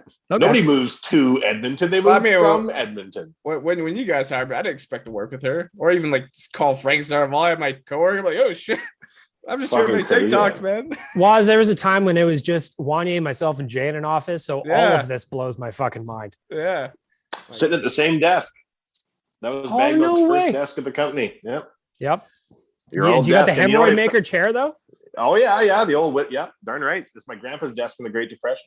Yeah, that was my first desk. I found in the drawer, because it was all weirdly locked up, a Nation Media sales kit from 2012. And how much has things changed since 2012? You could have unlimited page views for $2,000 a month. Like there was no ceiling to how many ad impressions you would get. I took that to Jared. I'm like, check out these rates. He's like, wow, that's a different company. Get the fuck out of my office. Man, it was a different company. It was totally different. First office that I was in smelled like tires and dust. I heard about that. Yeah. This new office is splendiferous. Yeah, I'm looking forward to going to work in the office again. That's what I'm looking forward to. You kind of, yeah? Well, yeah. I want to work in an office. We'll see what happens pending current events. I may go buy a rapid testing machine, Baggedmilk. Yeah, you're saying that. I think I'd be down to just chill, have a coffee downstairs and wait. And just get like it's spit. You don't have to put a Q-tip up your brain or anything like that. And then if you want to come to work, which you don't have to come to work, right? It's probably the safest place in town because you've been tested in the morning. Yeah, I can enjoy a pastry while I wait. And then I was like starting to get excited telling Jay this plan. I was like, maybe we don't need desks. Maybe we can get a pool table. Maybe we just get some video games. He's like, do you want people to come to work or just hang out with you? I'm like, yeah. Hang out. The answer is yes to both of those. Everybody's getting a lot of work done because they're not at work. Me especially, right? Yeah. Like me, I like to kibitz. I like to chat with the other kids in class and not get my homework done. When you're at home, there's fuck all you can do. Mm-hmm. Yeah, it's gonna be interesting to see how there's just kind of like the hybrid of what happens. But I think the rapid test machine is cool. I'd be down for that. I'll get tested. I don't know what you're like. How many people are allowed to gather indoors right now? Is there rules around that shit? 10 I don't know. Something like 10. I think did they put like a stay-at-home order if you're not essential to the survival of business or something? I don't know, man. I think so. Oh, fuck. Well, forget that plan then. Wink. I can't confirm that, though. I could be just making stuff up. Last night when all this stuff was going on, I was just like, I could feel myself getting angry. So I'm like, gotta check out. Here's some. They tricked me, the dirty fucks. Because I got to watch these news shows because of the bricks and mortar businesses we do, right? I wish it was just the Nation and I could just say, I don't care, I'm on computers, but like, we got to know these dining restrictions. Yeah. And they come out and they're like, no indoor dining. And like, I'm texting people, I'm getting new tents ordered for Riverdale. Like, I'm fucking moving. And then like, psych, just kidding. You can indoor dine, but you have to wear 2 condoms and a mask. Like, fuck. Which is it? Chandro, you tricky prick. Yeah. Yep. The not a vaccine passport program that they're running is quite interesting. Boy, before the pandemic we used to go to these things called nightclubs, and they'd be like packed, and then you'd go into the middle of the packedest part of the nightclub and you'd wave your hands in the air like you just don't care to the music. You can also wave your hands in the air now because you do care. Oh, what I wouldn't give to just be like 12 rums deep and hit up the D floor at the Pint downtown. Oh, I text Rick from the Pint as though that's what's going out is now to me. Like he'll do a story in the dance floors. I know. Right? I'll start texting him immediately. Tell me what's going on. Is the Jack flowing? And he's like describing the bar to me while I'm sitting at Wanye Manor on the couch doing nothing. I'm like, this is so close to fun. I can taste it. I was at least able to go to Midway once this past summer. How was it? Yeah, it was actually better than I expected. I mean, not a lot of people have fond memories of the ranch. So I'm like, okay, go check it out. Why? I love the ranch. What's the matter with the ranch? A lot of kids or people around my age are not a fan of it or have very dark stories of it. So. Oh, really? Yeah, shit, let's say you mentioned the ranch. Like, oh, I have memories. Like, okay. So, but I enjoyed it. And somebody noticed me from TikTok. Hey, you're the Oilers guy. I'm like, yeah. Oh, no shit. Cool. Good for you. He's already getting recognized one. Yeah. Whereas you and I hide in the shadows.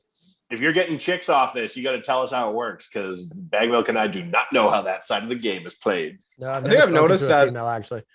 it's like the younger audience of Wanyes Nation notices me, not so much the older ones, because I feel like when I went to the golf tournament, no one really knew who I was. But like, because I'm mostly on the TikToks, right? So one of the there's a keys lot to of dads and shit at the golf tournament, you know? yeah. One of the keys to the nation working is to continually bring in younger people on the new platforms. That's my goal. Like you're talking about TikTok being down, right? If Twitter or Instagram went down, I'd know within 30 seconds I'd be texting Baggedmilk and we'd be, ordering widows' corsages for one another, because how can we live like this? I know. TikTok could explode. I could give one fuck. Do people If TikTok exploded, that would probably actually be better for my my productivity. Did TikTok fuck with Snapchat? Like, is Snapchat not hot with the kids, or is that a different demo now? I think Snapchat is just kind of dying out. Is it? I don't know. People still use it. They have to like younger, I guess. I don't really use it as much. Is it a demo between us? Like, is it older than TikTok users but younger than Facebook users? I think so. Probably. Like, I know my nieces are still like, they're older than one niece and nephew are older than Waz, and they use Snapchat relentlessly. Yeah. So kids who are like in high school right now use Snapchat a lot. Wow. I can't talk to those kids, Waz. It's illegal. I good to know. If I come within five high school kids, that judge warned me, and he said, "I'm not going to tell you again, Wanye. You cannot get near that many high school kids, either on or offline." We're late into the pod here, but the one thing I'm looking forward to come hockey season is doing the TikTok lives for the nation, because those are hella fun. Oh my god, I was doing those during the season. Those are so much fun. That also makes me think about doing beat casts again, Was. Yes. They're going to be raising money again this year for the Edmonton Food Bank. So I don't want to do it, but I will do it. People have been asking me. You're going to raise some money for charity. You've eaten a lot of fucking beets in your life, Baggedmilk. Buddy, I've never eaten more beets. I've eaten more beets in the last 4 years that I've been doing this than ever in my life. They're such I think you've eaten more beets in the last 4 years than probably your entire city block of houses combined. Outside of like a handful of babas around the city, like nobody's eaten more beets than me over the last 4 years. I guarantee that. Was 2 years ago, I had it written down. Was 2 years ago, I 32 pounds of beets. Oh my god, that's disgusting. Which is your most hated food? Yeah, I hate them. They're disgusting. Oh, really? That's nasty. Jesus. It's nasty. But you know what? All in the name of content, Was. And now should we do the name of charity. Should we do the intermission show again? The Oily Boys? What are you thinking? I think so. I'd love to. Oh, you want to get in on that? Oh, of course. You got to get greasy, though, Waz. You can't be talking all facts on the Oily Boys. Like, the first Oily Boys intermission show was us having our on-air meeting about what we should do at the Oily Boys intermission show. And Koom was like, shouldn't we arrange this in the beginning? I'm like, no, let's talk about it on the air so people know what they're come to expect. Yeah, workshop it. That's how it goes. Take feedback from the audience, you workshop, you move forward. With Tyler Youngchuck. No. This motherfucker blew up. Who? Yeah, I don't know who you're talking about. We got to get back to basics around here. Your Youngchuck is now belongs to the ages. I'll take over. Coming for you. It's if there's Liam and there's Waz coming for you, Tyler, on this podcast. I guarantee you haven't listened to. But we like you, Waz, so we're going to hold your career back, so you have to stay here and hang out with us, right? Yeah, that's right. If you're going to want to be the new Youngchuck, you're going to have to become very unlikable so that we start to promote you. Yeah, and you'll hashtag avoid the grind. I wonder what your Youngchuck's doing right now. Probably eating caviar off a solid gold plate. Probably networking with Sidney Crosby about Tim Hortons. Yep. He's going to appear in a Tim Hortons ad with both Crosby and McKinnon for the fall of 2021. Do you feel comfortable meeting NHL players, Waz, or does that freak you out? It's weird. A little bit.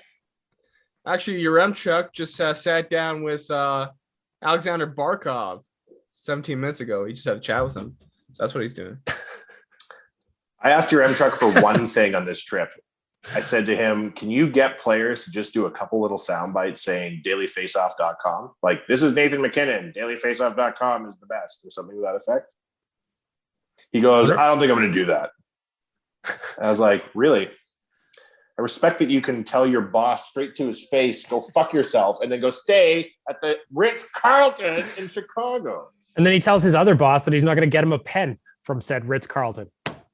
This is why I don't help. I would get you a pen because my heart gets broken. You would? Buddy. I would, yeah. Pen. You're a good Ironically, man, that's why Waz. we can't send you. Only Because if you'd be too nice. Only if you can get me a rock from wherever you go, like when you travel. Because I like rocks. You collect rocks? What? Like, if for real? If I have a buddy who goes to Hawaii, I'm like, can you give me a rock? Just give me a rock. How many That's rocks adorable. how many rocks you got these days, Waz? I can not as much as I can remember. I have one from Jamaica. That's a cool thing. Do you want me to get you a rock from Jasper when I go this weekend, Waz? Yes, please. All right. I'll take You it. could tell him it's from anywhere. You could go out in your yard, bring him a rock, tell him it's from fucking Mumbai. He wouldn't know the difference. Or maybe you're a This is actually geologist, was. This And is you're true. like, you know what? That's a sedentary rock, and that doesn't exist in Mumbai. They're more of a clay-based land over Oh, there. it's cheap. You don't have to spend money on a rock. You can just pick it up. That's adorable, Was. I like this. We're learning yeah. about Waz today. You know who doesn't collect rocks? Stupid your M Chuck. That's who doesn't No. collect rocks. No. Collect hockey cards like a loser. Probably does. You Programs. brought your M Chuck in, Baggedmilk? Yeah. How's that story go? Tell me. Well, we were looking for writers at Oilers Nation, and I was talking to JG, Jason Gregor, and I was just like, hey, you got like, is there anybody at TSN that, you know, might work, an up and comer or something like that? Or, you know, somebody who's got takes and wants to write. And he's like, yeah, this Tyler kid is pretty good. Just started. I don't even know if he had a full-time gig at TSN at that point. So I brought Yaremchuk in. He was a fan of the Nation since he was a toddler. That can't be true. He's not a fan of anything. He told me when I first brought him in that his goal every night on game days was for me to include some of his tweets in the wrap up, where I always include Citizens of the Nation in the wrap up. I'm like, really? He's like, yeah. And when you would do it, I'd be super excited. It would make me happy all day. And then now, fast forward, I don't know, 4 or 5 years, fucking guy won't even get me a pen, as we've hooked him up with a national broadcast career. We've made some mistakes in our life, and this is one of them. Yep. My mistake was not ending him in Vegas when I had the chance. I mean, what? Oh. Don't worry, we're long play ruining his life by forcing him to promote sports betting, which we know is his Achilles heel. Yeah. It's me. I know nothing about sports betting. That's the way, Was. Don't try the crack we sell. Okay. Oh. No, I'm kidding. Try the crack we sell. Just bet responsibly. Crack's not bad. Bet responsibly. There's nothing wrong with betting on sports. Just don't do it to excess. Yeah. And you know what? That's a good chance for me to plug Risky Business. Come back this year, though. I'm going to do a game day article. What old Baggedmilk's betting on for the night. I thought you said that Risky Business was too much work and you didn't like doing it. No, Risky Business was fun to do, but I was doing it as a 10-minute Instagram live show last year, and nobody kind of got into the routine. So what I'm going to do this year is I'm going to knock out just like a quick hit, 300-400 words on what I'm doing, why I'm doing it, be super casual on game days. And we'll talk a little betting on the site. God damn, I just want hockey season to start. God. We're close, Waz. What's our countdown stuff, today? Was. That's the stuff. Today was 27, Dave Semenko. Oh, Dave respect. Semenko days. Respect. Well, now that no one's here and we can talk about whatever we want, we've probably forgotten to record the show. We'll have to do it again. Do you think, Was, that you could help me with a new podcast in the new season? Yeah, I was curious about this. I want to know what you were thinking. Well, it's going to be an addition to this show for me. But I'm just thinking, like, man, I got so much fucking time to kill because of this pandemic, and like staying productive for me is the key, right? Yeah. So one of my big projects in the last 12 months, like getting the Umperville block open, was pretty crazy. But I also did these coffee clubs, right? Edmonton Coffee Club, BC Coffee Club. I love coffee. Having an additional project like that for me is really good because it just sops up my free time. So I was like, well, what would be fun to work on? And still kind of vague in my head, but just like, I don't know, I'd like to do a longer form podcast. I want to do another podcast too. That's just kind of like, that's why I want to learn when we get into the office. I want to learn how to use the equipment so that if I've got a dumb idea in my brain, I can just go do it myself. I was watching the white man's Oprah, Joe Rogan. Can we say white man? Is that a thing? He's definitely Oprah for white dudes. Yeah. I don't know if saying white's racist against myself. Anyways, it's all very complicated. Anyways, he was saying about his podcast, how when he moved it, like he always did a long form show. Yeah. And he's like, I just didn't like feeling like I was in a rush. Yeah. Right. And with Yaremchuk, God bless his heart, and he, all jokes aside, is very, very good. He keeps this moving like an AM radio show. Yeah. Right. And he's got this fucked up idea in his head. It should be about hockey. I don't know where that came from. And he's always trying to like bring it back on topic. And I'm like, what the fuck? What would the show be like if we didn't go back on topic? And well, it would be like when you 2 hours long. I don't even know how long we're going for now. About an hour 15 now, it looks like. Oopsie Okay. doops. But it would remind me of like when we were doing real life, just in the old KGB interrogation room. studio. Yeah. And we just talked about whatever. So that's what We I didn't think. get a lot I'm of kinda the feedback in same those way. days, though. Because Yeah, like that's true. when I was doing the 90-minute podcast for Bix, we took a break from it around the Euros. And like as much as I like talking about the sport, sometimes I just want to talk about random shit. When I we like did the yeah. Oh, sorry, buddy. Go ahead. I like talking about random shit, just like you guys. Yeah. The KGB era of the show, which is when we came back from Mexico. So that was probably 2018, 2019. Yeah. I don't feel like we were doing as well back then as the show. Were we, Baggedmilk? I feel like it was just sort of... No, not in terms of like downloads and stuff for sure. Yeah, but yeah. I mean, we're having a lot of fun doing it though. Yeah, we didn't have any guests, That's really. what matters. Having fun. No. There certainly wasn't like a lot of media celebrity all-stars rolling around the office at the time. I think it would be fun to do a podcast, Wanye, where it's you and I. Like that's why I want to again learn how to use the equipment where we just bullshit. Like I find sometimes our pre-show conversations, our pre-show phone calls are more entertaining than what we're talking about on the actual podcast, and we're supposed to be prepping for the podcast. There's a lot of people on this show, and it's not because it's bad. Everybody's my good friend, and I invited every single person on the show. But I just think as a counterpoint to largely waste my own time throughout winter 2 of the pandemic, just coming into Umberville and getting myself a little test and going up into the studio and just talking shit. That's kind of what I want to do. Yeah. Yeah? Yeah. All right. And there's I like no that rules. idea. There may not even be fucking advertisers on it, to be honest with you. Mm-hmm. Probably not. It's like a lot of Twitch streamers. They just have like just chatting streams or just talk. Really? Yeah.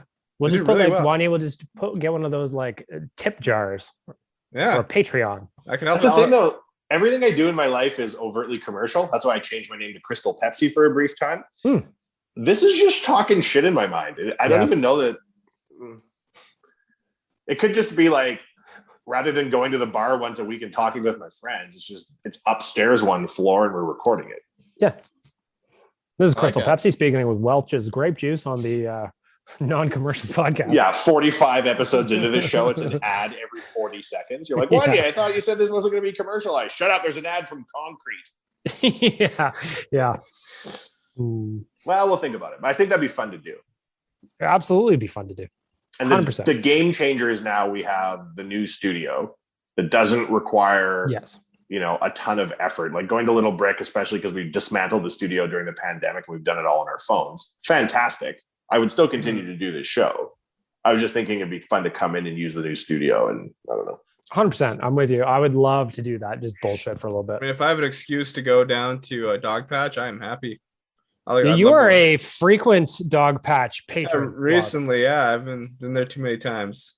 You like it, Was? Yeah, it's kind of easy to get from my place too. So, what end of town do you live in? Where are you at? Southeast Tamarack. Oh yeah. So it's a different vibe. Like the Pint is really our that's our bar too, right? And like that's the fun bar, right? That's where we lived from 2009 when it opened until present. Like it was ridiculous with Rick. This is like, oh my God, we're getting old and gentrified bar. Like there's people here, they're sitting down, no one's hammered. And like it's the anti-pint, but it is a fun place, I think, to like come and have a chill time. I'm a big fan of the River Valley, right? So I just like that fact as well. It's so close. Yeah. So if you want to go, I don't want to go to the Pint. I don't want to go to Dog Patch to get like turbo into the game like I do when I go to the Pine. When I go to the Pine, I'm like, if I haven't had 4 shots with Jack Daniels, by the time I get through the second door, this place has gone to shit. Yeah. But now I just text Rick. I've actually gone in there when it's closed a couple times too to see Rick and then like dance by myself on the dance floor. And he's like, are you getting in your shifts, buddy? You feeling good? I'm like, I guess so. Yeah, it's just a sad solo dance in the corner. Yeah, remembering the corner I puked in, remembering the corner I peed in, but now there's no puking and no peeing. Remembering the time I tried to grab the light pole near the main bar. You know that light pole? Yep. One time, I don't know what I was doing. I was like, watch this move. And I tried to, in my mind, I was doing the Singing in the Rain song where you spin around the pole and yell Singing in the Rain, but that pole wasn't connected to shit. And so I just brought it down on top of me. I was like, there was probably Crashed Ice Weekend. That was one of the first times I ever went through the back door of the Pint and felt like a big time Playboy. Oh, big time move.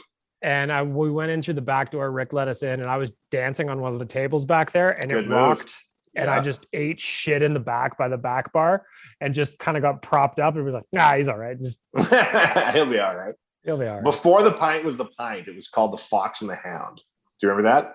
No. So that's OG, and downtown sucked in those days. And I remember we did a pub crawl one time. We used to do pub crawls was to get through the day, to have fun.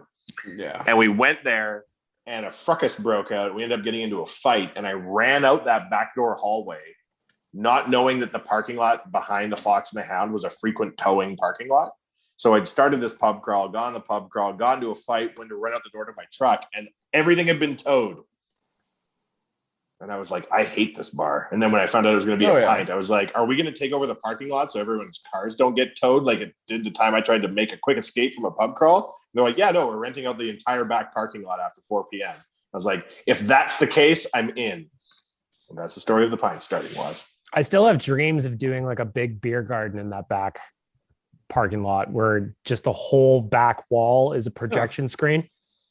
I've still got dreams, big dreams. I have a question about bars. Go on, sir. So they kind of shut down when I first turned 18. What was the Druid like? Did you guys ever go to the Druid? I heard that place is good. Well, that's where I watched. That's where the Oilers lost Game 7. Oh, God. Do you want to hear the story about the Druid, Waz? I mean, I just wanted to know if it was good. My cousin used to go there all the time. Well, it was good if you weren't watching goddamn Carolina beat the Oilers in the Stanley Cup final. And then I got it from the table, so filled with emotion, I kicked the stall door off the toilet, or the stall door in the toilet, and it hit the toilet and it cracked the toilet and the toilet overflowed everywhere. And then I started crying for the first time since grade 6 was. And I cried so hard my girlfriend dumped me because she was like, who cares as much about a hockey team? That's the Druid, a place of heartbreak. Oh, shit. Don't go there, even though it's been closed. Where was it? What replaced it? Oh, it's where the cabin is on Jasper Ave. Oh, okay. Yeah. It's had a few names over the last couple of years. Damn. Yeah. Damn, it used to be a Don Cherry's back in the day. Oh, I didn't know that. Well, you don't remember bars that were open before you were old enough to drink, as I do. I used to drive by them and think, damn, one day. I can only imagine what life was like at Barry T's, you know? I never got to go. It's weird how life has changed so much, pandemic notwithstanding, that there's really like no clubs left. Yeah, it's weird. I used to like going to the Funky Buddha. They closed down. Yeah, man. Back in the day was? Yeah. Man, one time I was in grade 12 and I went to the Funky Buddha and one of my teachers were upstairs and it was like one of those like, you do things in the real world moments. Yeah. On the other side of this, I hope there's a new Roaring 20s. Me too.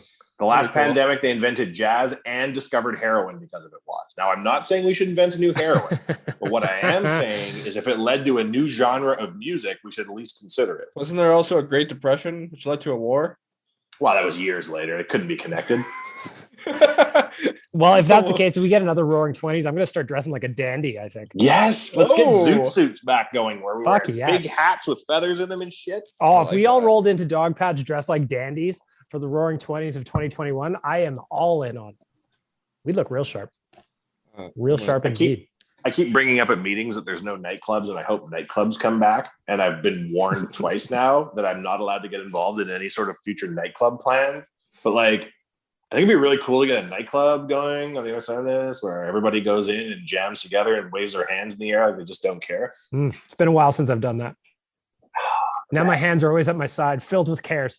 Because you care so much, right? Yeah, I care too much. Well, should we shut her down, boys? We did a real good job. For having us to shut her down. We just told Waz how the world used to be better. Basically, we're old people. Yeah, I like listening from old people. Waz, one last old guy story. I used to go to the Globe for 25-cent highballs. You don't know shit about 25-cent highballs. The fuck's the Globe? The highball. Or not the Globe, Union Hall. I've been to Union Hall 25-cent highballs. Yeah. Oh, the Globe had cheap drinks too, didn't it? I believe so. I only went to the Globe a handful of times. I was thinking about the Globe. $2 beers are cheap. That's what I thought was cheap. 25-cent highballs for an hour, then it was 50 cents, then it was 75 cents, then it was $1. You could walk in there with 5 bones and just be smashed out of your tree. That's why our friends at the HGA Group are the title sponsor of this here podcast, is they like to hear these stories, just like the folks at DoorDash, just like the folks at twiggyberries, and just like the folks at Manscaped. Thank you to all of them. And while I'm at it, while we're wrapping, please leave us some reviews. I'm looking. I don't see new reviews. I want more reviews. Never check the Instagram DM. Some people send reviews there. There was someone on radio. Was there? Yeah. We need somebody to check the DMs. That's what we need. Tyler, I know you're not listening to this. No, you bet he isn't. For the HGA Group, DoorDash, twiggyberries, and Manscaped, I'm Baggedmilk with Waz and Wanye. That's episode 314 of the Real Life Podcast. Enjoy your weekend. Bye. Good show, boys. Thanks for listening to another episode of the Real Life Podcast. Don't want to miss any of our nonsense? Hit the subscribe button and give us a follow on Twitter and Instagram.